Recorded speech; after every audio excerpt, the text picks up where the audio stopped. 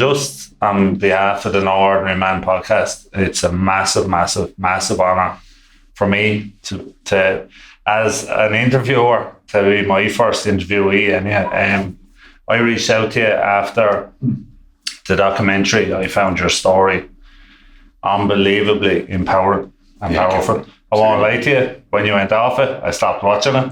So no disrespect to Damien, but I found your journey was just unbelievable. And thanks very much for coming down and talking to us.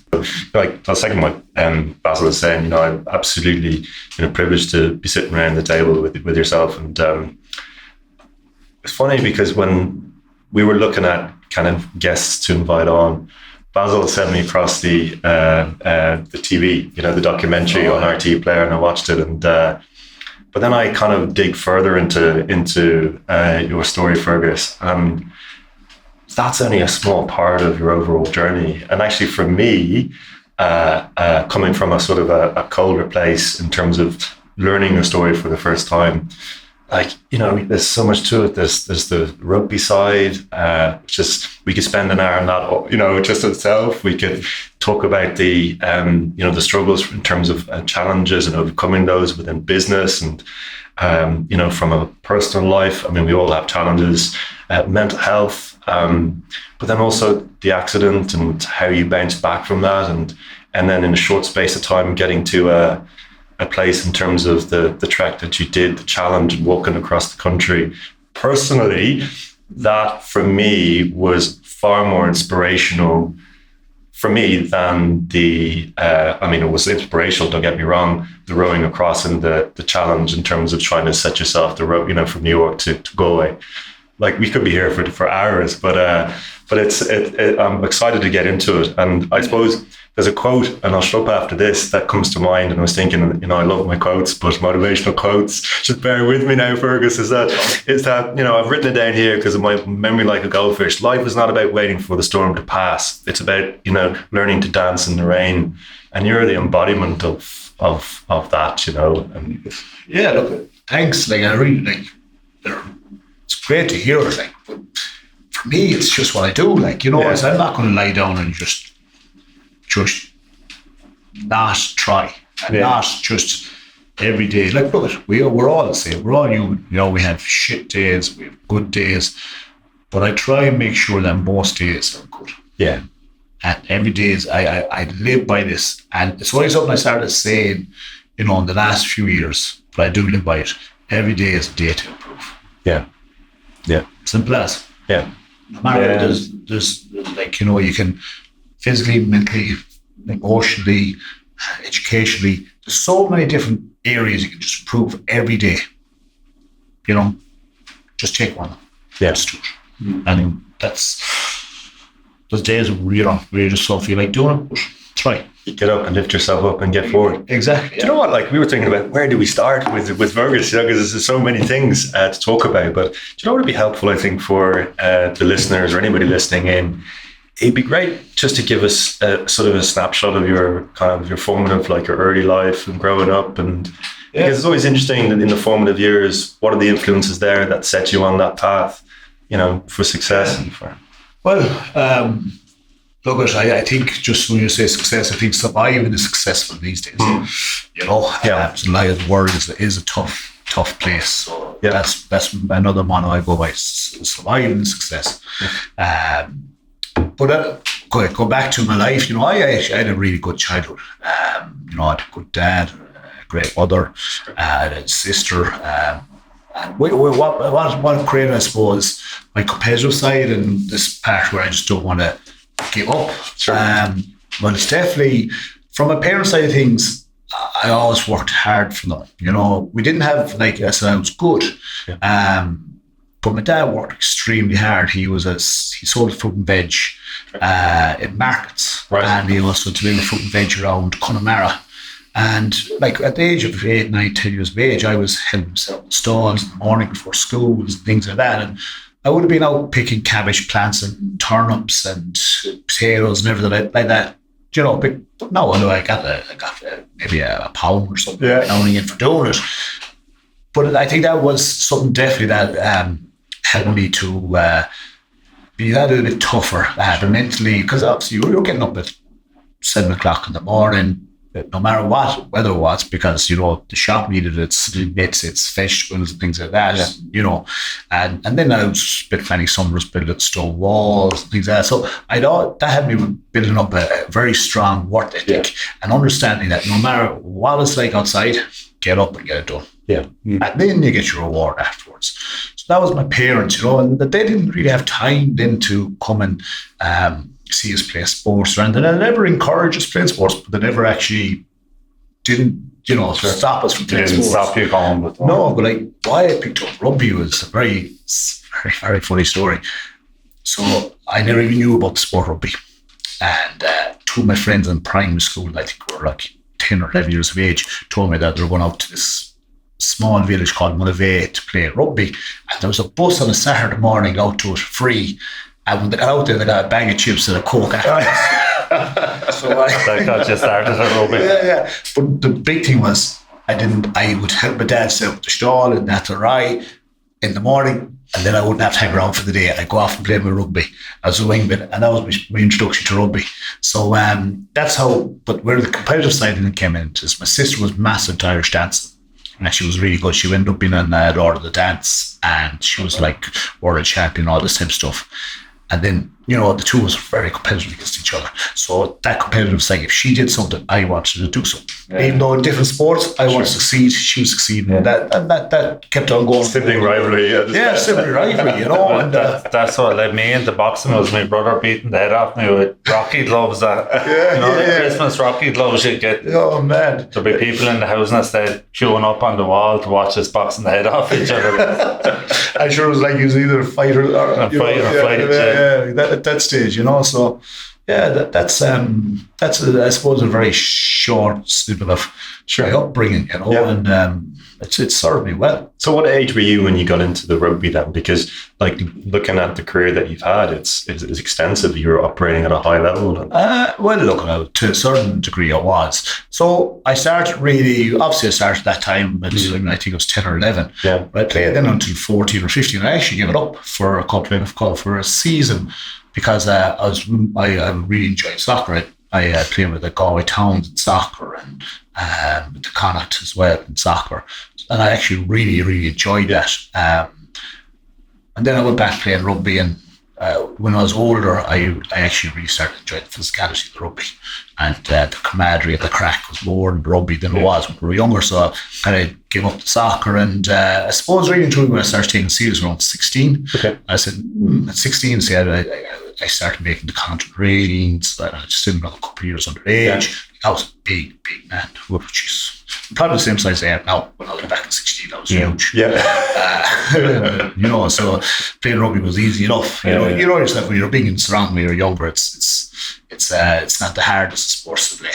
But so after that, then I came with the competition with my sister. She getting being a world champion. So I was like, and ultimately, you start seeing Ireland and then you start playing against Irish. I played against Shane Horg, and you start and then you say, geez, these lads aren't that much better than you.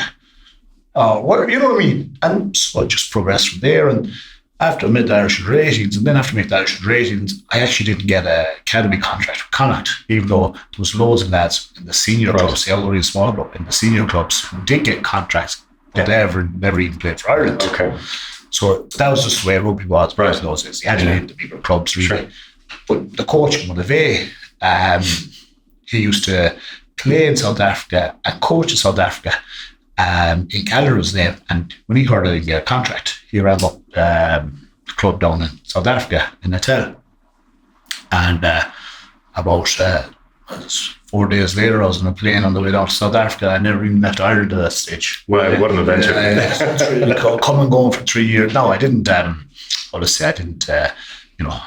didn't get, I played 21s and things like that, because it was ultra bad. You have to remember Ireland was a really bad place for rugby wise back in those days. It was probably the worst time in Irish rugby history. We were very bad. So when we were going around South Africa would have been world champions. Or they went they were world champions at the level. Oh, wow, unbelievable! So much experience. What I find from what you just said there is That like, and with the hope that this does help someone, right? So even the achievement you've had there, that's monumental in my mind, just to think that you got to that level, right? But just for you even to say that you're looking up at Shane Horgan and all that, I remember sparring at Joshua thinking, this man, like, that's the top of the mountain. And it wasn't until you've actually done it that you realise, shit, I'm on the mountain. Like, I'm not that far away from the top of the mountain here. Do you know what I mean? And I think for people, for us as, obviously, we're giving our stories, but for us as normal jaw soaps, you know, I think that's everyone. You always have this thing where you believe this thing is unattainable. Yeah. But if you actually go for it and with a full heart, like, it's everything is attainable. I do think that people need to plan and organise, and you'd have been part of the high performance background yourself growing up. But I just think that's a massive point to get across, like, that everything is attainable if you can truly follow it. Like, yeah, that's it. You know, you look at somebody says set your dreams and follow it. I hate using the word dreams. So do I. Because, you know, that's what they are. Okay. Now, set your targets and go for it. But don't think you're going to get there without the hard work, without having the stepping stones. No. Put on a platform, right? And like my big thing was always, well, sure, my recovery anyways. Every time I succeeded at something, like my ultimate goal was, and I wasn't telling this time because I didn't know if it's achievable, so I didn't want to let myself, you know. You did want to. My goal was to walk out at NRH. Even though I went down there in the flat on my back, I was only able to move my feet. Yeah. You know, nearly my toes. But that was still my dream. That would not say a toward dream, but that was my goal. That was my target. I was very focused on that. But it wasn't like I was going to do that and just jump off the bed and walk out the door one day. Yeah. I knew what I had to do. And I set challenges to keep myself focused. And every time I did something, I celebrated. So I celebrated and moved on. So it kept me. Interesting. By the next time I got to the next goal, I was tired, exhausted, but I celebrated. SMART goals, they're called. Small, measurable, achievable, realistic targets. Okay. Honestly, genuinely, the only reason I know it is the young lad sent me a message last night. Right. He's a good little boxer. He's hoping to go to the next level, and he said to me, what do I do? I literally said, listen, a dream, similar, I don't like the word dream, right? It's similar to resilience. I don't like the word resilience either, right? But a dream is just a dream unless you put a plan in place. Do you know what I mean? If you put a plan in place with a dream, that becomes a goal. And then you aim for that. Like, do you know what I mean? But that you have to have a plan. Yeah. Like that, people always ask about resilience. Now, I do use the word resilience, but I don't actually so much believe in the word as itself. Sure. They say, how? Like I was asked a question, how do you build resilience to a team? And like resilience is, I can't just sit there and stand there and go, do this and you're going to be more resilient. Yeah. Resilience is built from your life. You know, I think I have, and I became more driven and determined from my upbringing because I had to do these things. I had to do that. So it's ingrained in me. Yeah. So it's part of your DNA. Yeah. So when I knew there was hard work to be done to get out of the NRH on my feet, I wasn't afraid of that hard work. Sure. You know, do you call that resilience? No, I call that, you know, understanding what hard work is. Yeah, what hard work is, and to continue on that, and what I need to do to stay on that path. Yeah. So again, I do use the word resilience because I think a lot of people don't understand. If I was just saying the way I said it without using the word. But I just maybe for listeners of the podcast, that just take a step back in terms of the timeline of how you ended up in the NRH, because that's such an important part. Okay, so I had come from my work and my life. And I didn't realise it. I come very obese. I was 20, and the only reason I'll tell you how I ended up. I didn't think I was. So let's go back to the 26th of October 2018. I was about to drive a coach or Rugby Players up to Belfast to play again. I was staying up for the weekend. Given day again, because I was so busy, I didn't have tie. You know, I was in a shirt tie. I didn't want to get dirty, but there was a bench over the corner of the yard. And I said, do you know something? Somebody's going to reverse it that late at night because of a lot of damage. So I'm going to move it. because, I couldn't just sit down for 15 minutes, because that's just the way life had been, I couldn't waste 15 minutes. So I tried to move it with Sean Garrick. The same bench now would have lifted myself. Yeah. It was just I was rusty and I was in clean clothes. I couldn't push up against my clothes. Sure. Took a few steps, maybe 10 or 15 steps, and got it dart up the back and just dropped the benches. Jesus, that's sore. Yeah. I was like, fuck, I was down like this in the knees. But sure, you know yourself, again, being a man and trying to show weaknesses. Yeah. A minute later, I said, come on, Sean, we definitely have to move it on, because the bench is in the middle of the yard. So, the worst decision I ever made in my life. Picked up the bench, one step, bang. It was like, bang. It was like somebody put a shotgun to the middle of my back, put the trigger. I had a big explosion in my back, and I just fell, and the bench was on top of me, legs were underneath me, couldn't figure out, couldn't feel them, couldn't move them. I was just here lying there, and I was absolutely roared with pain. And at the same time, I was trying to get my belt off, because I felt like my belt was now melting into my skin. So I was like, trying to get the belt off, and severe pressure. And I got the belt off, and I didn't do anything. Later to realise what has happened was I was after severing my spinal cord by 90%. Great spinal cord injury. And what was through was like all of my nerve endings from my belly button down were trying to reconnect. Like, you touch the battery terminal and it sparks. My hundreds of thousands of were doing all that, trying to reconnect, but they couldn't reconnect because it was severed. And that's why I wanted to pain. It was like acid was being poured all over Christ. That pain stayed for a long time. So that was the accident. But what I did was I ruptured my T8, T9, T10, and T11, which is my thoracics mid range. And why? Now they won't sign off on this in medical world, but the physio reckons why this happened to me is because this area, my lower. So when you're usually lifting something, it's your lumbar region that goes. Okay. And that's very fixable. It doesn't really go do much damage to your nervous system. Maybe you might lose a bit of somewhere sensation. But nothing major.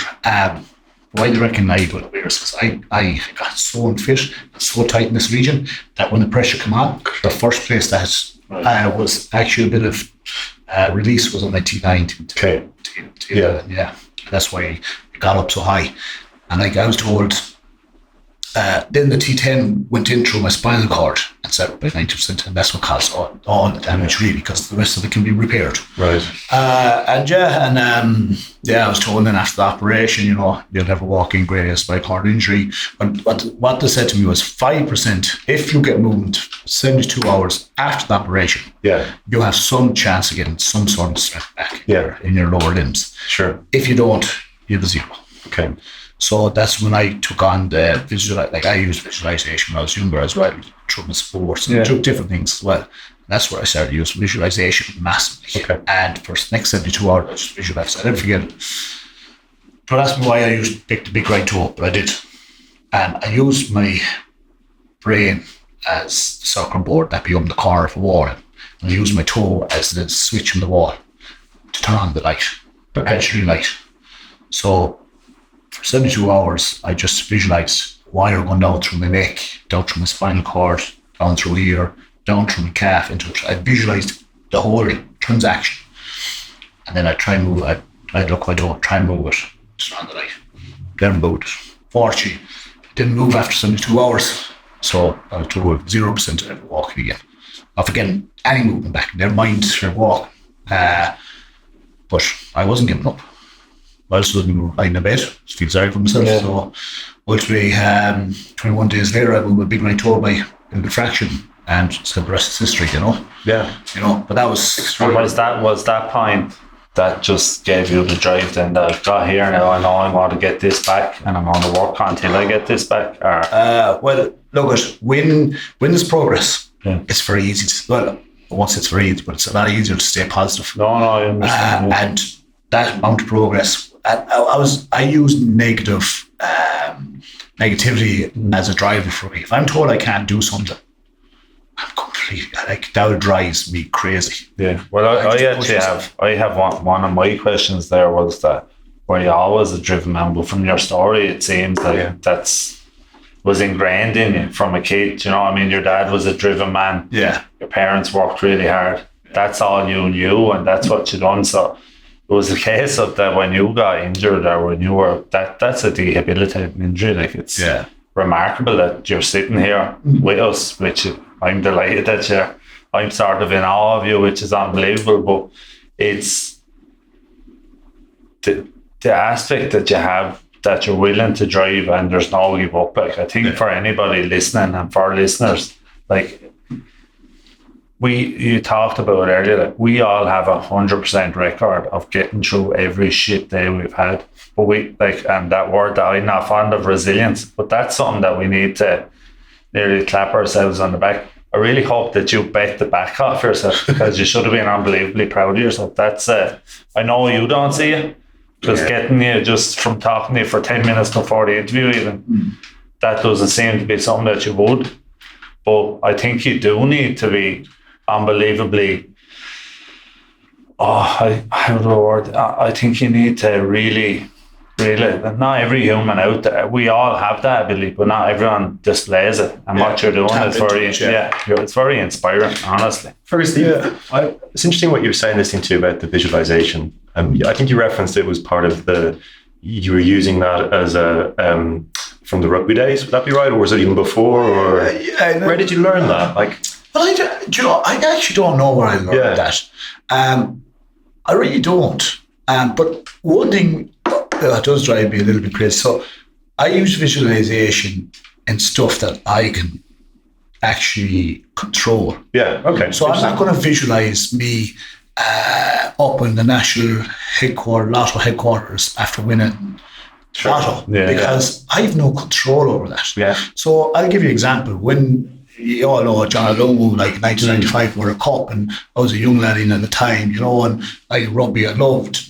I visualised myself running around my front garden, right, and the rugby ball around me, and I was using the trees as rugby players as my hands off, and I was like, shimmying and all this type of stuff. But I'd visualise it before I went out, and I was visualising. I'm just glad you weren't tackling the trees. I got panic. No, well, that's another story.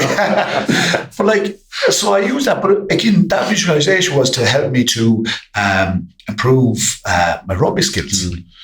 So again, I visualised something that I actually could have an impact on, not on something that I can't have an impact. So when I visualised moving my big right toe, I could actually impact my visualization. Sure. Not just visualizing something that is impossible. Yeah. No, I don't mean like impossible. I imagine visualizing, setting off a nuclear bomb to land in Russia for America. Like, you have no part or no control in that. So control the controllable. Exactly. Yeah. So that's why I use visualization. And I'm a huge believer in it for me. Yeah, it's interesting because in my own journey, I'm using more and more of that. And I find in terms of mental health, keeping focus and not being distracted, and as you said, control, focus on what you have control over. And I think with your journey and being in, the NRH, and one question I had was, at that time, you had a core family unit. Were they around you? Did you feed off them? Or were you like, right, this is my challenge, I'm going to just totally focus on it? And So I'm going to go back a small bit to answer that question. So after the operation, right, and I hadn't a clue what was actually happening. We told me I just had to go and get an operation. The reason I knew I was so heavy, by the way, their knees had to weigh me. Okay. Just before the operation, I was like 23 stone. So it was ridiculous. And I was all shit, excuse me. But when I came through and I had a bit of time in the bed before the surgery came in, now bear in mind I was heavily drugged up. And I was sitting down, lying down on the bed, completely motionless. Yeah. At this stage, I actually had lost power in my arm as well. I was going, oh man, what the hell's going on here? And he came into me, as a surgeon, and he wasn't the lead surgeon, he came into me, and I just remember my 2 feet were there in front of me. Motions, still couldn't identify with them or anything like that. Very real, unreal, real thing to go through. I cannot describe it. this feeling sensation you have, and a massive amount of pain. And right through, when I looked at my feet, there was a window. Didn't have a view or anything. It was just into the reception of the National Spinal Unit. I was there, and he came in and he was talking away to me. Again, heavily sedated. I was just, I don't know what he really said to me. I just knew this is so serious. I just turned around to him and I said, I looked at my feet and I go, is this the way I want to be? And he turned around and just said to me, he put his hands on my shoulder. It was the shoulder. And he just said, I'm sorry, I've been very unlucky. And that was a moment I felt so sorry for myself. Yeah. Straight away, I had two things I thought of. My daughter, I won't be able to walk her down the aisle. She was 7. Yeah. My young boy, just after building a new house, I won't be able to lift soccer off the back. He was 5. But this was only later that I rediscovered how horrible this was. I had a 6-month-old son. I didn't even have to think about him.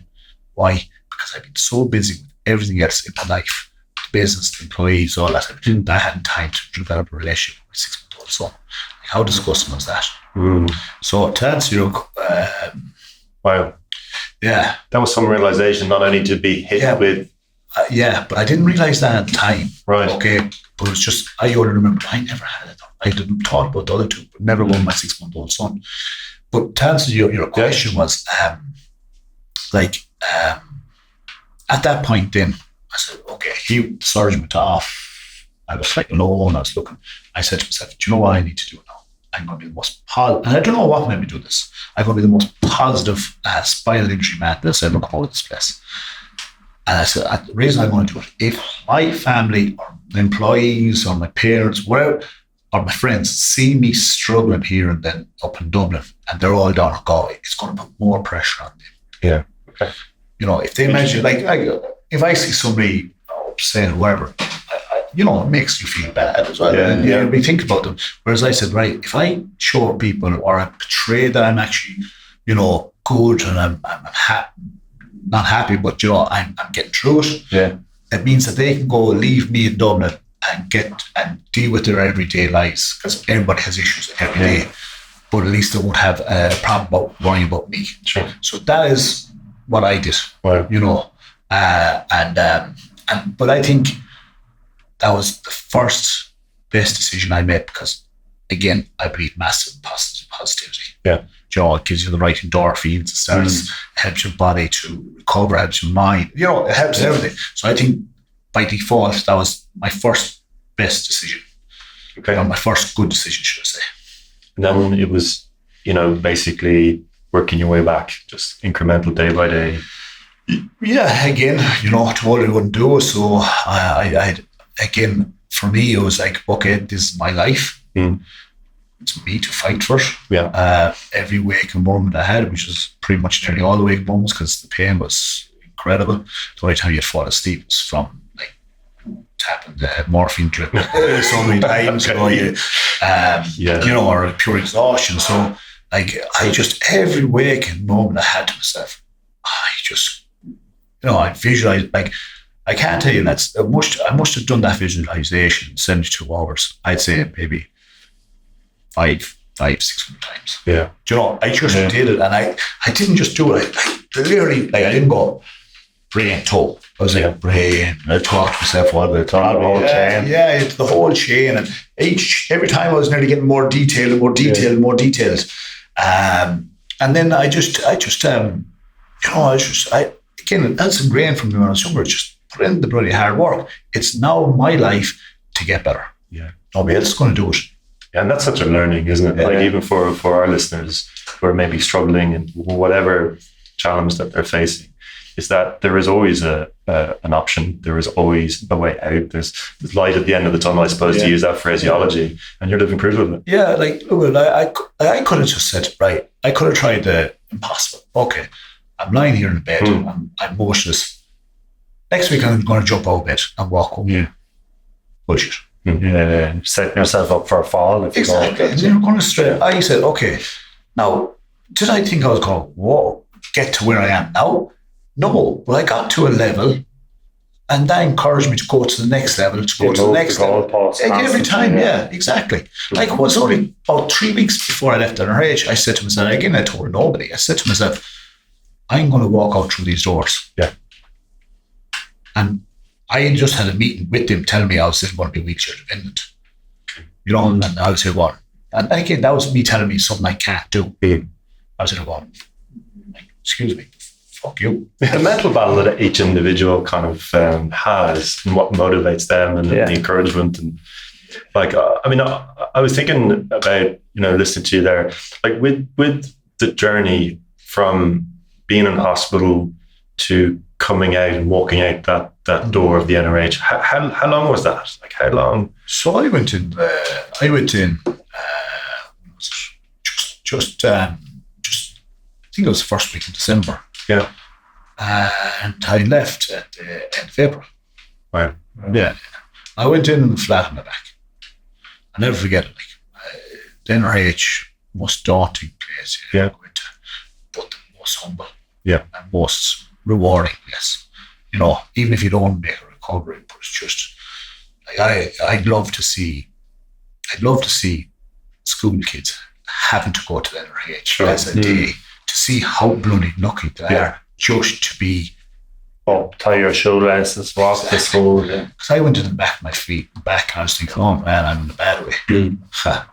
I was one of the best. Do you know what I mean? But then what I did is, people talk about inspiration, right? Yeah. I think there's inspiration everywhere if you choose to look at it. It doesn't matter how big or small it is, but it's inspiration. Like, I remember Declan Nocton, a good friend of mine, he was in the NRH, but he's paraplegic. Right. And he'd been there 4 or 5, maybe 3 or 4 months before me. Yeah. When I got there, he was like, still could barely hold the cup, wow. He couldn't even drink out of the straw. But he used to go down to the physio room at the same time as me. So I used to see this guy. We didn't know at the time, so didn't get to know it. But he was working so hard just to be able to grab a cup, to be able to put it to his mouth to drink it, so his family don't have to do that for him, when he goes home. Yeah. I was going, if that man can fight that hard, I can fight hard to be walking. Do you know what I mean? And I took huge inspiration from his battle. You know what I mean? And I just think there's inspiration everywhere. Yeah. But we choose to look at the negative side of things because it's easier, because it gives you a way to get out. Gives you a way out. Yeah, a way out. Yeah. But rather than going, geez, look at that. I just look at people now who have disabilities or in any form or shape, and I'm blown away by how they get on with their daily lives. Yeah. I really am. And that's obviously why I do what I do. Yeah. And we should be so thankful for everything. For having everything, that we genuinely, honestly, I think the listeners or anyone that listens to this, if nobody listens to it, the 3 of us do, I'm thankful to listen to your story because, and we were just talking, I firmly believe that unless we're striving for something as human beings, we can't be happy unless we're striving for it. Well, I can't, and I know that's just my mindset. We were talking, it's definitely your mindset. Absolutely. You're making my mindset feel bad, but it's unbelievable, your mindset. And as human beings, when we're going for something, we're better people. Yeah. You know what I mean? I think that's another massive thing that people need to take from the conversations. Well, I think it definitely keeps you more focused and keeps your mind from wandering. And failures are massively important. And you talked about the word humbling, right? Yeah. The more you get humbled, it's unbelievable. But it's like the phrase from Muhammad Ali, knock down 7, get up 8. Do you know what I mean? You learn from your mistakes. You get up, you burst, you dust yourself off, and you go again. And as you said, but just to grab onto something, take ownership of it, and that will help them feel you belong to something. Even though it might be something you take ownership of yourself. You might be, for argument's sake, you might love. The person who loves Lego. Yeah. But take ownership of building it and doing it. And you'll see it, and it's done, and I did that. Yeah, the achievement. Yeah. Market. It doesn't have to be a big thing. No, I agree with you. Because that might be their level of, not their level of, because anybody can go as far as, I believe, as that, as a human being, it's the mind that holds you back. It's not the body. You can. The mind will give up way quicker. You can train the body to do whatever it needs to do, in my opinion. And that's what I'm saying. So somebody might be just very happy to do as I just said, And then the next one might be a bigger stage, or he might develop into something else, or they might develop. But in my mind, I want to do, for arm's sake, the runs across the country. Yeah. I couldn't have done one marathon. I just said, well, sure, everybody can do that. So it wasn't a challenge for me. Yeah. I had to suffer, It's a phenomenal achievement. We actually spoke about this, and we're both of the opinion that running across the country is, in my opinion, definitely. But now we don't know enough. Well, I don't. All right, no, sorry, Josh probably does, right? But I know zero about rowing, right? Yeah. But to me, and I know we'll go into that now in a minute, Project Empower, but to me, to run across the country in 4 days, 52 kilometers a day, it's mentally. I done a charity thing years ago, where, not years ago, 2 years ago, for Little Blue Heroes, and talked to Tom at Suicide Prevention Charity in Galway and Arklow. But so I'd undertook to do 5k every day for the month of December. But then your body gets sort of used to it. So if I was going to do the 5k for every day, I was going to have 155 kilometers done, right? So then I said, it'd be nice to get 200.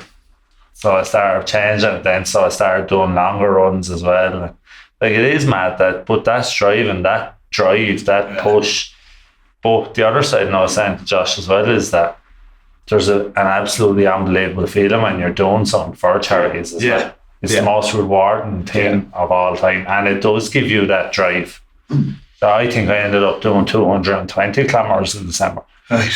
But not for me, because I hate running. We're not being smart. None of us here are built for running. No. But you're right. That's why it's always, especially for the NRH, a massive passion for it.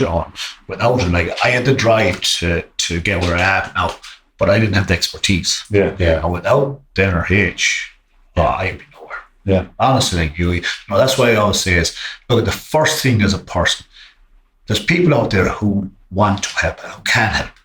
But if you don't choose to make that first step, good point. Forget about it. Yeah. Because you have to be willing. Yeah, you have to be willing. And then when people see you willing, they're going to help me for more, in my opinion, because people are there to help, and there's things there to help. So, I guess it's just that running is.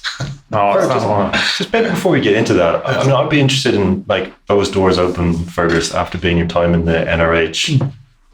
What was life like then? Was it a new sense of, this is a second chance here? This is, because I suppose the business, family life had moved on outside of your time. Yeah. What was that like? Because I think that, that's a good question. I chose to walk out through the doors on my own. Okay. Well, as my physio was beside me, and I obviously watched the video, and it's just, I use it as motivation, and maybe I'll give myself a clap in the back sometimes. I need it, But the fright, the look on her face, it's an absolute dread. I didn't really walk out through the doors, I stumbled up through the doors. But for me, I went out through on my feet, and I did it on my own. But I hopped into my car and I drove home. Right. No fanfare, no, there's a reason behind it. Things at home, my now ex-wife was at home well, but it's also in the middle of the week. So, my dad's helping with the business down below, and my kids will be at school. So I just I'm going to go home. I think there's a rate now. I'm kind of independent. But how did it make me feel? Obviously, mentally, I was I bet for predictions or what I was told. And so I was really in a high, But I also left with so many doubts, because I still could only go maybe 10, 50 meters. Yeah. And they left me without any progress, because because I was making so much progress, they didn't want to give me a program to slow me down. I still did nothing about it.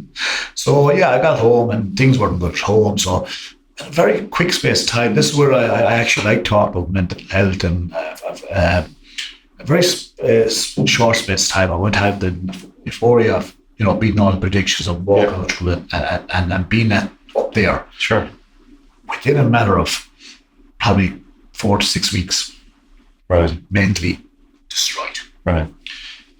I always say, and I believe this firmly, my biggest success to date is being able to rediscover, refine my mental strength. Yeah. That to me is bigger than actually walking out through, because I was in a really bad place. Yeah. And the tools I discovered when I was down on the floor, I still use today. Yeah. Because you know what? Life can be shit. And and you will have up and down days. Even when you're on the upward trajectory, you're still going to have days up and down. So like this bloody stock exchange, ultimately you'll end up here because you're in a positive place, but you're going to have bad days. But in those bad days, it's now I have the tools now to understand them in those bad days. Yeah. How to get out of them. Now some take longer than others, because it depends how deep you go. Sure. But I'm happy for that, You talk about the tools. Are you talking about the visualization? Are you talking about focusing what you have control over? Or are they different sort of skills? No. So if I find myself, I've gone into a hole or whatever, or I now can tell the signs. And once I'm able to identify the signs, i.e. that I'm beginning to say that cup is on the table. I'm kind of a neat enough type of person. But if that cup is on the table and I was there an hour later and I push it in the bin, that's a sign that I'm beginning to Drift. Yeah. Small signs. If I'm trying to avoid doing things, if I'm going out and having a coffee in a coffee shop and just keeping to myself, there's loads of different things like that, you know what I mean? But now what I mean by that, the tools, is that I now know, okay, why is this happening to me? So I know I have to do a few things. Good night's sleep now. Okay. So these are mandatories, are they, for you? Yeah, mandatories. Yeah. Good night's sleep, cold shower, and some sort of exercise. Doesn't matter, a walk and out in the fresh air when I'm doing exercise. So does that break mentally the sort of, maybe I'm using the wrong phraseology, the negative sort of track? I think so, especially the cold shower in the morning, especially these days. Oh man, it's cold. Like some people, I'd love to be able to jump into someplace cold, but I live in a town where it's there is a little river, but you're not going to jump in there because it's so deep. But I love, if I was beside the sea, I'd be going into the sea. But this is the best option, Yeah. They're just things that I know that if I find myself going back there, I make sure that I do these things, like I get a good night's sleep. But there's a strength, you can identify the triggers, you can see. Yeah. I know that myself from my own journey with bipolar, that I sometimes don't. My wife will notice a lot quicker than I will. Yeah. But I can be snappier, I can be some things like this, right? And then, but that's my medicine. Well, I'm on medication, but exercise, right? Straight away, bang, I have to get out running. Like even when I had to retire from boxing, doing my knee, so I'll go back hurling like a fool. Hadn't hurled in 15 years. But so these things, but exercise, and my whole thing, and my sort of thing with MBK survival training is that your situation, my situation, Josh's situation, Shane's situation, they're all different, but they're all very similar. Do you know what I mean? And we all have it's just believing in it. We all have the tools and the skills to fix how we feel. Yeah. And the other thing is that emotions, regardless of how brilliant, to the way you described it, is you come out, you have that massive high, you've walked out of the hospital. The next thing being at home and everything is wrong. Yeah. This is wrong. That's fucking low, and that's a really massive empty low. Yeah. That's coming off the back of such a high and then that low, and it's probably harder to fix than the one you've just fixed. It's a bigger mountain to climb again, you know what I mean? Okay. But with those three simple things that you've done. Now, it took me a long time to discover those things. You know what I mean? But they're your go-to. That's how I do it. But that's your go-to now still. Yeah. You still use them, and those are tools that they're there for everyone. Everyone has a cold shower. Do you know what I mean? Everyone has the opportunity to go for a walk or run, whatever it is. So we all have these skills now. And I think from a monster like you're a huge man, right? The honesty and to tell people that story. I think that is powerful. Now I'm in awe of you, so I'm just looking at you. I don't fancy it, but it looks like but honestly, no, it's just but I think people like, and I spoke in my own interview about faith. So I don't, like, if you're a Catholic, if you're a Muslim, if you believe in whatever you believe in, and I talk about a pigeon outside, if that made you happy, I don't care. That's it. Faith is a really powerful thing, but I think we all have to have faith in ourselves as well. Do you know what I mean? And that strength to come through. And you're literally a physical morph of that. Yeah, but you know what I mean? You're talking about faith and people see. Okay, so I 100% agree with you. You know, because see that faith. If you have faith, you feel you belong to something. And all right, if you have faith in yourself, great. Do you know what I mean? But do you know what I mean? As in people say faith, and sometimes they make it a big thing. Yeah. It doesn't have to be a big thing. No. Simple. I mean? It's like the word inspiration. People hear the word inspiration and they think, oh, it has to be a monumental thing to inspire me. No, just look around you. Look at, somebody who's volunteering. Jeez, take inspiration from them. They're giving their time to help others. Yeah. Like, if that doesn't inspire you, you know what I mean? There's something. We choose to look otherwise, right? But I'm just getting volunteers. Like, man, like you have a choice. Ireland wouldn't exist without volunteers. Yeah, absolutely. We don't know actually how lucky we have in terms of sense of community and everything in this country. Like David in Australia doesn't like Australia because there's still no community in it. He just feels a little bit lost.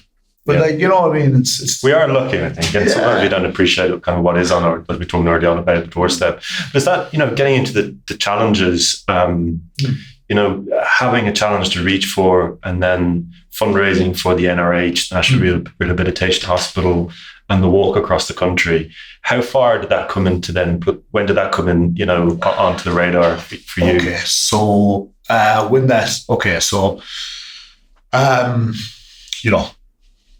got out of the hospital, walked out the doors, got home, things weren't right. Then I really discovered the world wasn't meant for people with disabilities. Sure. And I just dived. I identified at the time when I absolutely just collapsed. Like, I was really wheelchair dependent still. Yeah. Even though I could get up and walk a few meters here or there, maybe 10 or 15 meters, and then I'd have to stop. But I wasn't able to walk or leave the ground. I wasn't able to go up or down any type of steps. Yeah. Just didn't have the power or control of my limbs. I could walk in a straight line. That was just me walking as if I had a cup of tea. If I walked 5 meters with it, all the tea was gone out. You know what I mean? So that's where I was. But the downfall started it started almost when I came out, because silence when there's people around is the worst silence you could ever have. It's uneasy. Yeah. Awkward and uneasy. Yeah, it's soul destroying. So that's what I had in the house. Like a lot of us, my own fault as well. There's no denying that, But my dad was outside. We built a house right beside this farmland, and he was outside building a pillar to hang up a gate. 70 years old of age, man. There I am. As you can see, a big man. And I'm inside and suddenly up a new house. I wasn't even able to go inside to have a chat because I wasn't able. Now at that stage, the house hadn't been fully built. I'd asked my ex-wife to at least put in a timber ramp so I'd go on it. It was never done. So when I wasn't there, I was actually stranded in the house. I just dived. Yeah. I mean, I just, I was this shit. And actually, the very next day, I had a stag party as well. So I was kind of, when you park, a good friend of mine invited me down. Went down to stag. I drank. I was in the bus in the street. I drank down to Limerick, all the way down to Limerick in the car. Got there, drank the living day lesson to myself. Just lost all wheel. The wheel was just gone. I just didn't care. So I survived that night. I always survived that night. Probably got too drunk. And drove back the next day, and I got back the next day, And I came back to that awkward silence and everything, and just one of the things where I died so quickly. I just said, fuck this, I'm done, I'm gone. Couldn't think of anything else other than my misery, my sadness. I didn't care about the kids, I didn't care about my ex-wife, my parents, nothing. I didn't even think about them. Never mind care about them. Didn't even enter my head. So hopped into the car again, started driving to Galway. It's a popular place where people commit suicide off this bridge in Galway. I drove in and I drove onto the bridge and parked maybe 100 metres away from it. And at this stage now, I'd fallen into a dark place. So my ex rang my parents rang the guards, and there was an alert put out for me to look for me, And I looked into the river, and the river was too low. That's the release, the sample here, it gets higher, and the tide comes in. That's what you do. So I seen the tide coming in, and I said, right, okay, and maybe an hour, 2 hours now to wait before time's right. So I went down to another pub that I never went to in Galway. I went in and I had 2 pints Guinness. But I was writing notes to my kids. In the meantime, this is where I'm very lucky. When I came out of that, literally, as I came out of that pub, I had walked 5 metres. Ger Brady, detective in Galway, who I used to play action ratings with, Connaughton ratings and 20s with, passed me by. And he recognised me straight away. And he got out of the car and picked me up against the wall. I said, what the fuck am I at? Brought me to the Garda station. And that night, I was convinced. My parents came in, my sister came in, my friends came in, Derek, my friend came in. And I was just like, I couldn't even look at them. Yeah. I just that, couldn't even look at them. And they recommend that they sign myself in, to the psychiatric ward. And I said, so I fucking need to. So I went in. I was very angry in there the first few days. No phones, no nothing. Sure. A few days in, I started kind of mellowing a little bit. The anger was now on. Jeez, trust me, it took a long time for the anger to go. But I kind of started mellowing. And then I got a clear conscience. I said, look, guys, I said to myself, okay, I'm after coming in here, and some ladders brought me here. I went down a ladder, and I'm at the very bottom of the ladder now. I said, I can go back up the same ladder, but more likely I'm going to come back down. So I'm going to go try and create a new ladder and go up that ladder. I said, I need to find out what the hell, who am I, what am I? I've done these, and what's brought me here? And then I triggered. I realised that I needed challenges in my life. Okay. Everything I did in my life was always, I didn't know it, but it was challenges. So always a challenge. Getting out of the reach on my feet. I create that internal challenge. Building the business was a challenge. Irish and Rains, challenge. Everything. And obviously then there was all really small challenges, but everything in my life was challenges. That's what kept me focused. I discovered that in the psychiatric ward. And there and then I said, okay, I need to create a challenge. I need to fucking create a big challenge. And bear in mind now again, I could walk 20 metres at most, maybe a bit more now at this stage, because there was a little, in the psychiatric ward, a little place you could walk around, and I was beginning to start to go to laps. Maybe I was up to 50 or 60 metres at this stage. I said, a year in my university and we'll walk across the country. 206 kilometres. I didn't know what to just do. I said to myself, I'm going to walk from the accident place into the range. It's probably glad you didn't check. No, yeah. And then I came out, and straight away I ploughed myself in, and I got some of my friends, and we got into the committee, and a few of them were going to walk with me, and then we just got a big community going in it. And it was absolutely brilliant. And something?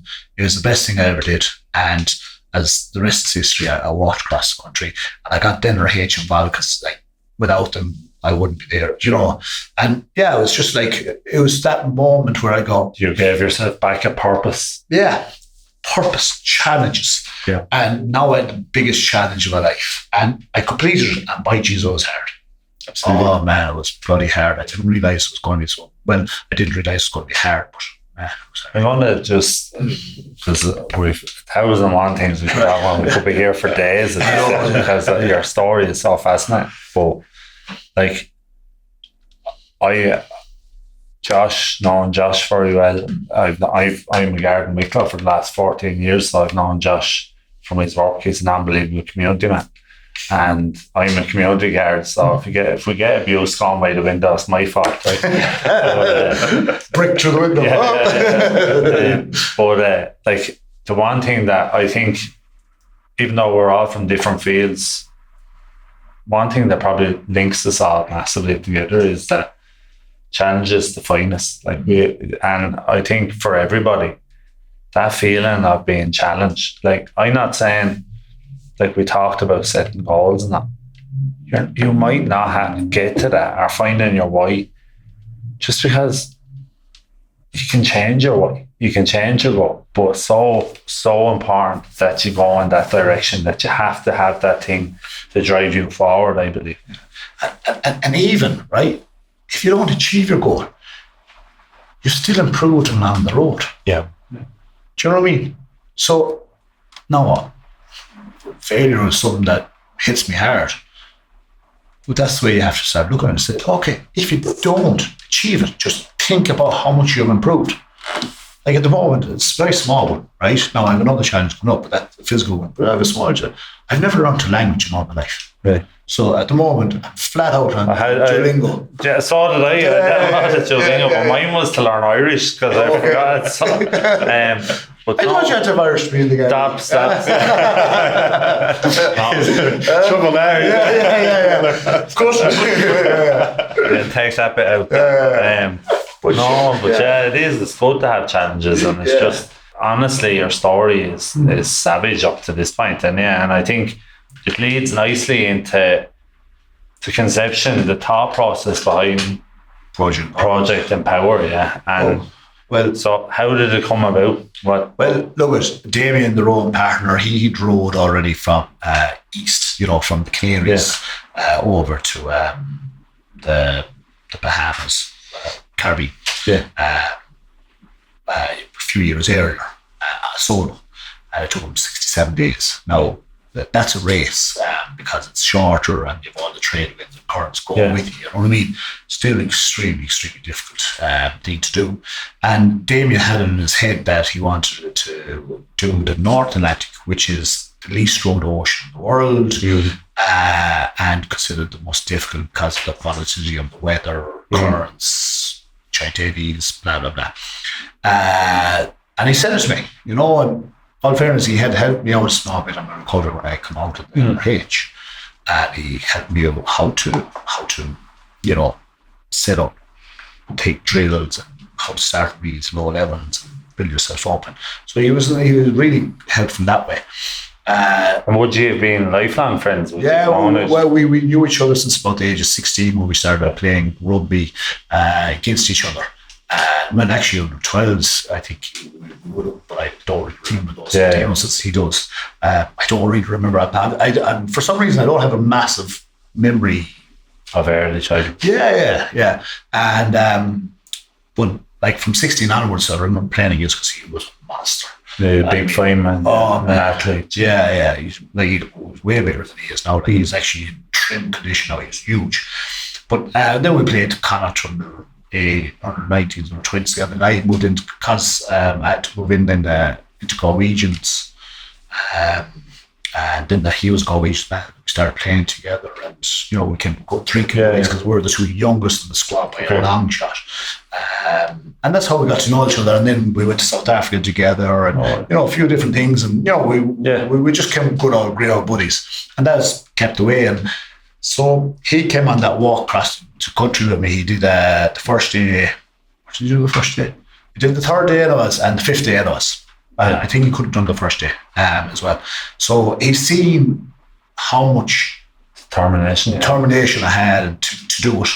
Because on that walk, I was the only person who actually did the whole lot. Two other people were to do the whole journey, but actually had to put out with blisters. Well, not put out, but that to do parts of the days with that to get treated and stuff like that. So he just seen the determination, and he told me about this thing, and I just said to him, and I knew I needed challenges. And I said to him, like nearly half-heartedly, I said, "Geez, if you ever need something to go and row, I do it, And at that time, he was hoping his brother would do it with him, the two brothers from it to Galway, it'd be great, it'd be great. And so a few months had passed. The next day was Andrew's wife, fell pregnant, so he couldn't do it. Now, bear in mind, this was before COVID. And so he was planning to do it. She would be just after birth. So he came to me and said, would you be interested in doing it? And without hesitation, I said, yeah, I'm on board. Bear in mind, again, like I went on the org that for the first time in many years, because I hated that machine. And I could do 5 minutes on the road machine. I was fucked. Totally different fitness. Different. Yeah, but then saying that again, like about 6 months later, I did 7 marathons, 7 days on the road machine. So again, get head down, put in the work, and off you go. And but then COVID hit, and we had to delay for a year and sponsor fundraising and then train together. He had to move to Australia with his partner, and if there was a project that had stuff to get in the way, everything happened. As MacDara Hospital, the lad who was with it, said if there was a gold medal for bad timing, we would have done it.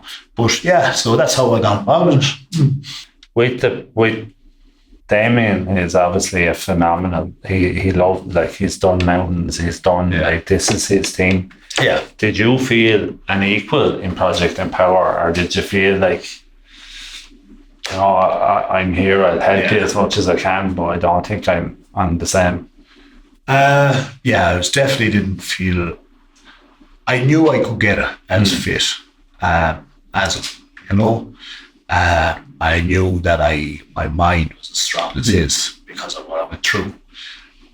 But did I feel equal in the project? No, I was not.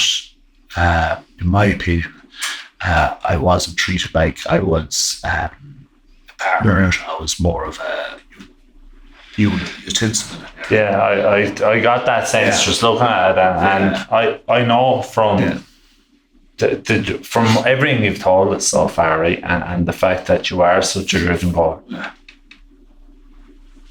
You've run your own business. You've got yourself. You were the only person who got yourself out of the NRH. Do you know what I mean? This is you doing it. Yeah. And now you're playing, I wouldn't say second fiddle because you're doing, but I would imagine that was an extremely hard situation to be in. It was, because I came from being a person who kind of did things, was, I suppose, a natural leader, so I built my business and I had people underneath me. And how do you build a good business? By having good people underneath you. And how do you have good people underneath you? Is by, being able to delegate properly, be able to, give them, to be able to treat them well, That was all taken away from me at Project Empower. So it was. And I came a yes man. Yes, whatever. Because I had 2 people against me. I had MacDara and Damien who were like that. And anytime I made suggestions, shoot. Anytime, like everything was like, oh man, it was just, when the winner hit home, like, Damien got off to Australia. I would always just say is, I went down in that ocean without ever having been out in an ocean in a rowing boat. I know if that was the other way around, that would never happened. Yeah. But I didn't want to let myself down. I didn't want to let down the world, because we told the world we were going to do this, we'll do a world record time. And you were on track for that, is that it? Yeah, that's part of it. It's really soul destroying, because I'll never get the opportunity. Well, having listened to you now, no, I don't. Well, I won't go into that. No. But I will be very, very, very slow to say you will never do any. Oh no, I'll do something big. I have stuff in my head to do that. I'm now researching and going through and stuff like that. That's exciting. Yeah, it is. It's a lot of work on it, by the way. So I can't say anything, and probably won't be able to say anything for another year at least. But so going back to that, I just felt like, especially in New York, so I'm developing anxiety in New York, which I never had. And it was just because I had to hang around a certain area in New York while my rowing partner was doing his thing with his family or social media, and I was just left there hanging. And the next minute, we're going. And we go. So it was all waiting on his call. Third wheel and nearly. Yeah, so and I understood he's done all these things, and it's a very individualistic approach, and so I understand he probably wasn't aware of what he was doing to the other person, but it absolutely destroyed me. And then going out in that ocean, it just I need to have a bit of crack. I need to have a bit of fun. It was so serious. It was really so serious. And it was just anxiety really killed me. Couldn't sleep at night in New York at all. My partner came over for a few days, and that was godsend. So it was, just give me that release. And I'll forget, so I missed my boys' communion. Yeah. And I just remember that day, Jesus, hell. I just left. I went into Central Park. I had to cry to myself this. There's I bought some from and everything before I went. To send me the pictures, and I was like, oh, fuck's sakes, I'm here now. Not being treated the way you think you should be treated, and you're missing these landmark moments at home. And it was even the fundraising that was done. Obviously, there was money's fundraising. There was money there for us to be doing the stuff in New York. It was I was being drip fed that money. So you were being controlled. It pretty much, yeah. And and I felt like I was being pretty much. And it was go and get a few things on medical kit. So, okay, here's some money. I'll go get it. I don't have any more money. Here's some more. And so there was all these things. I know he didn't mean it on purpose. Yeah. It was just, man, just give me a card or something. I go and do it. I'm not going to go after bloody, get the biggest fancy steak. Yeah. Just look at it. We're on a budget. We know that. I need to go and get these things, And so it was just. But from what you've spoke about, I think you're a leader, and then now you're in this situation with a friend. Yeah. Who's also nearly knocked you completely out of control. You have no sense of control. Yeah. That'd be, for me personally, that would be an extremely hard place, tough place to be. Yeah. And I will say, right, I'm going to compliment you, and I'm very conscious that I don't want to say what I think, right? Yeah. But you dealt with that far better a human than I know I could. Yeah. Especially what's viewed on RTE, and you done well. And that was the height of our argument. Yeah, that was the height of it. It's just look.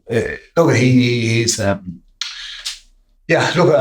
just found it extremely difficult because I'm used to this needs to be done.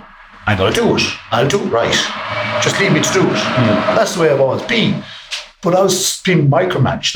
I give you an example. We're trying to put away the food into the under lockers, right? And I just went to start doing blah, blah, blah. And he was filling up a locker at the same time, right? I had my locker done about 10 minutes before he had. And I go, but it was just he was such a control person. Everything had to be perfect.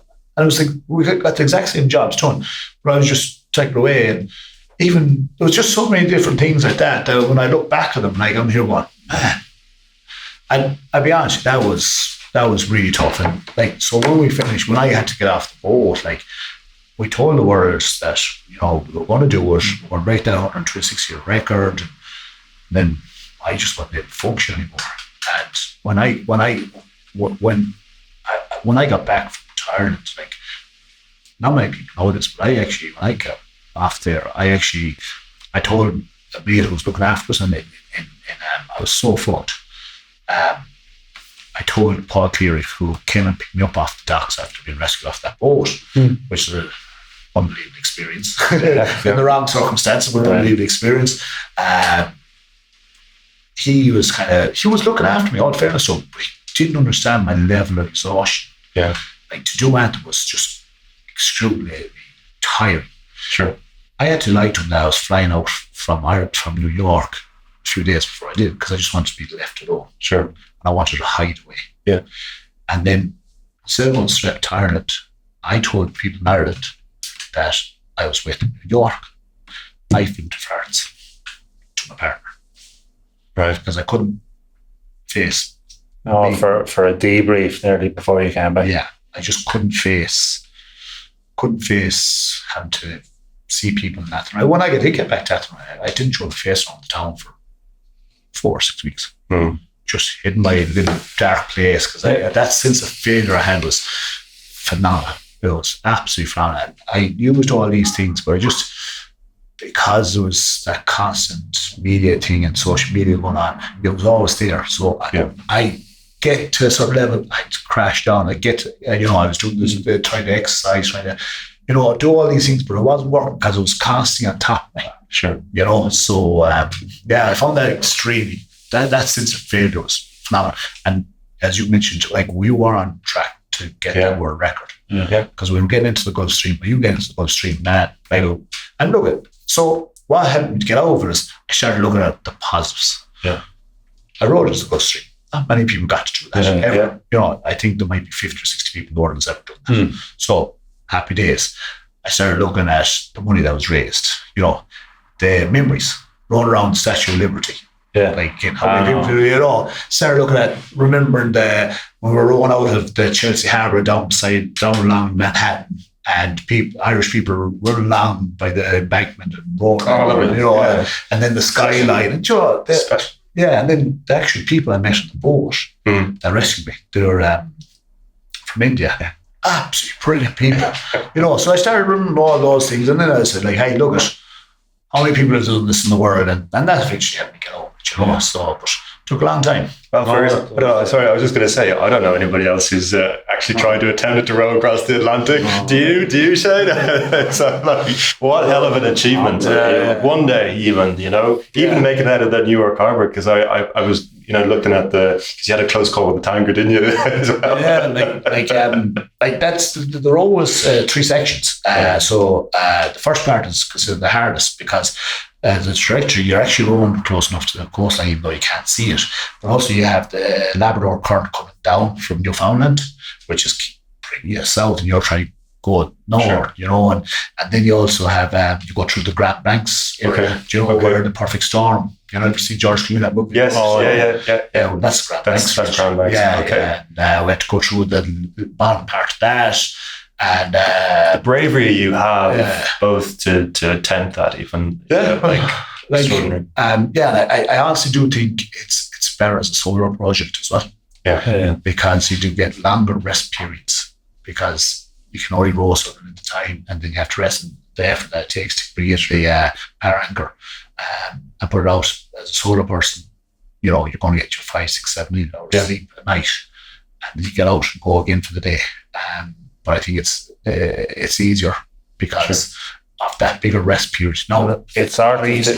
The other thing I'd say as well, though, is that a solo project, and obviously my sport was an individual sport, so you take ownership. When you win, you're the hero, but when you lose, you're the clown. But do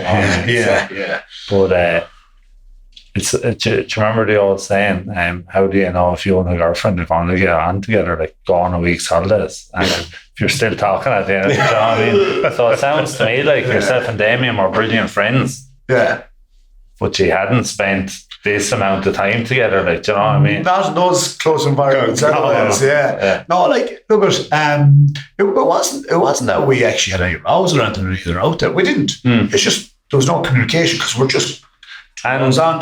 Like what you said as well, crack is so important. Yeah. And he probably is very quick, but he's very focused. Yeah. Do you know what I mean? But see, I know Damien machine, like, nearly, do you know what I mean? But he also, he's very particular, like, as in, he was even on the board, like, you had to enter this way into the cabin. You had to come out this way. When you got in, you had to do this, do this, do this. And if those things weren't done, he just kept nitpicking at you until you just fuck him. Yeah. Do you know what I mean? And again, that was just him, because he's so, again, he's driven, but he everything he does is planned to a T. Absolutely planned to T.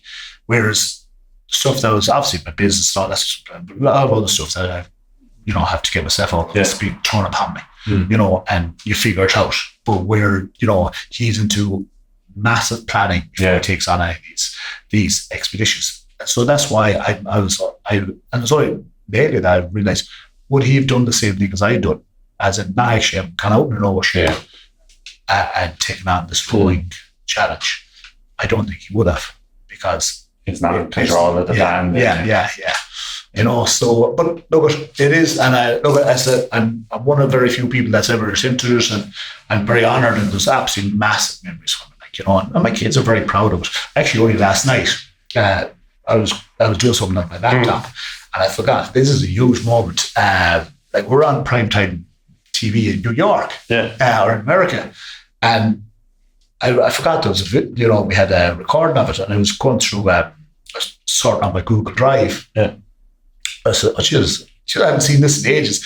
And my boy Bradley came over, and I said, come here, have a look at this. And we're looking at it. And he was like, he gives me a big hug afterwards and everything. But it was an interview by ABC New York, who interviewed us while we were loading up the boat. And it was like a 3-minute section on the 9 o'clock news in America. So it was absolutely huge. I think it was something.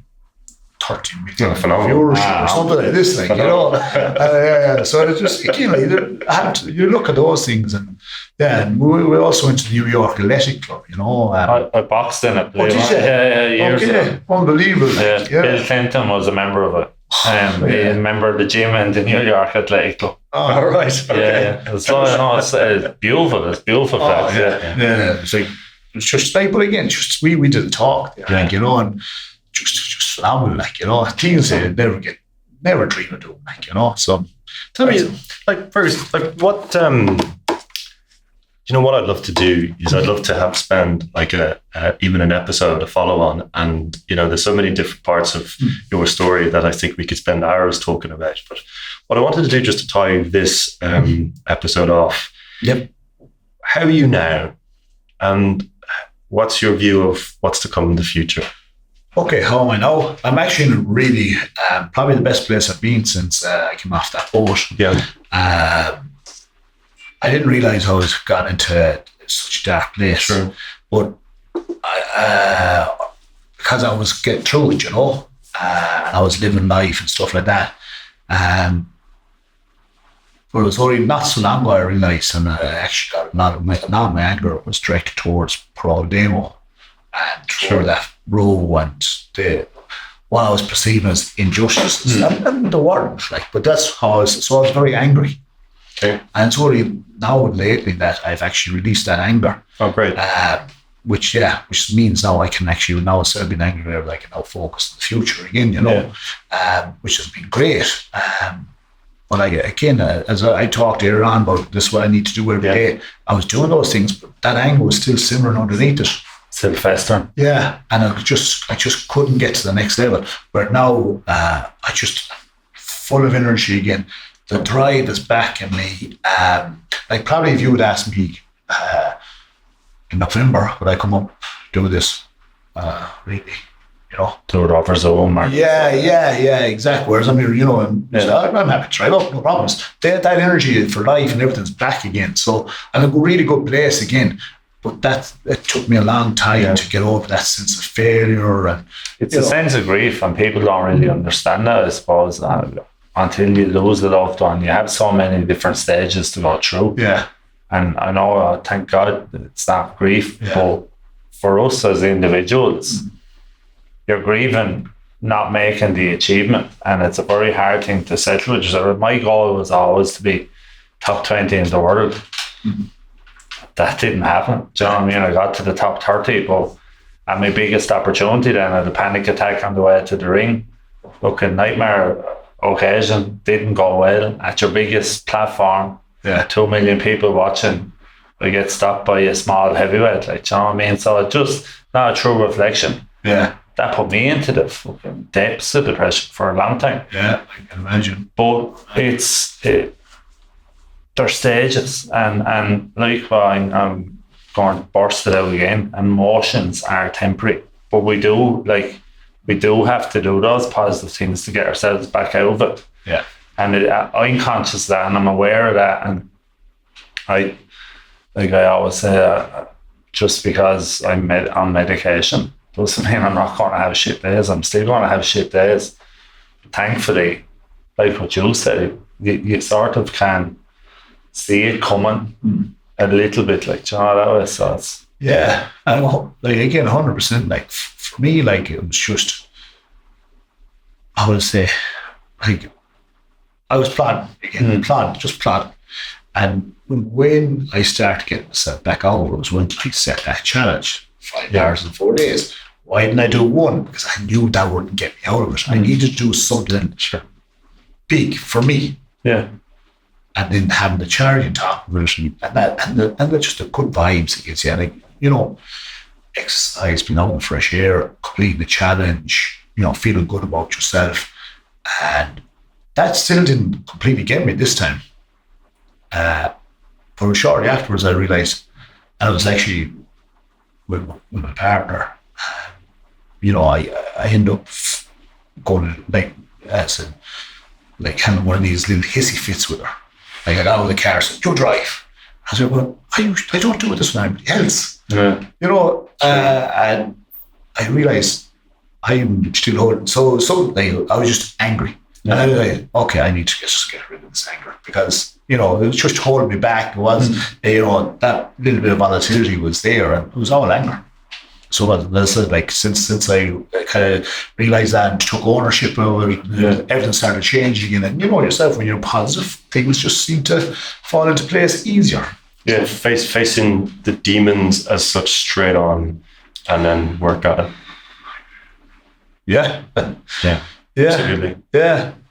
Yeah. Didn't look at it that way, but yeah, pretty much, yeah. So it is. So it's the story of there's so many learnings, Fergus, from your story, and you know, again, coming back to what we said, a privilege to be here. But I think there's so much more. I mean, we spent all night talking, but and I hope that you perhaps will come back at a later stage, because you know what I love to do is break down, you know, the journey of the row, but there's so much more as well. Yeah. But can I ask it as just like, what's next? You mentioned the challenge, and I know there's a lot of that's exciting. But what's next for you? Yeah, for you. For me, well, I'm going to continue on fundraising. I'm going to continue on challenging my new career. I hope you don't mind me. I'm doing. I want to really get more involved into the motivation, inspirational talking side of things. I'm looking at developing a road show as well for school kids in terms of mental health and mental well-being. So creating a whole day whereby I hope to be able to bring it from one part of the country to another part of the country, another part of the country, and develop that package. All got to do with just trying to show kids that to get them to be resilient isn't as hard as people make it out to be. If you just get the fundamental education, doesn't tell the kids that if you do the simple things, is nearly enough. Good diet, good hydration. I'd probably tell them about sleep. Do you know what I mean? If you just get those fine things, education at the moment is feeding that information to them. So I'm just trying to kind of make things life skills more than make things, and so that's an ongoing. I'm talking. I'm involved with. Well, I'm not involved with the good work. I'm talks with a crowd called Mental Health Link. They provide free counselling to kids, so they will be part of this roadshow whereby they would have a chat, and afterwards, then they would provide the kids who come to it time for free counselling if they want and stuff like that. So. It's a work in progress, that part of it. Sorry, you asked the wrong question. No, it's not, because it's fascinating to know like that. We've massive similarities, right? So my own journey now has taken that route as well. It wasn't planned. Yeah. But like what we both talked about, our why. Your why doesn't have to be, if you don't get to that why, you can change to the next why, and you know, everything leads to a different path. But I have no doubts in the world that whatever route you take, and this route I do believe is a God-given gift because your journey is something special that it's inspired me massively, right? Thank you. Your motivational speaking, I don't believe you need to practice anything like that. Yeah. Your story is motivation. Yeah. It's unreal in the sense that what you've overcome, you're not blind to think that you're not going to have another fall, another blip, but you're strong enough to overcome that again. And do you know what I mean? And back to that word I don't like, but you're going to teach people the simple basic things that you do, and these are all achievable little things we can do. And they're little, and I'm a firm believer in ticking boxes. Do you know what I mean? And that's I'm in awe of you. I genuinely am, man. I think I'm honoured that you came down. Well, look, thank you very much. I really mean that, and it has been a real pleasure because I love just getting into these talks. Yeah. And being able to just talk about it. Do you know what I mean? Life is too short not to try things. And excuse the expression, fuck it, if you fail it, get up and go again. Yeah, right. Yeah. And on that note, I don't think we could end the podcast in any better way. Genuinely, it's been an absolutely honour. Absolutely. Thank you so much. Thank you very much. I really loved it. I have to say that.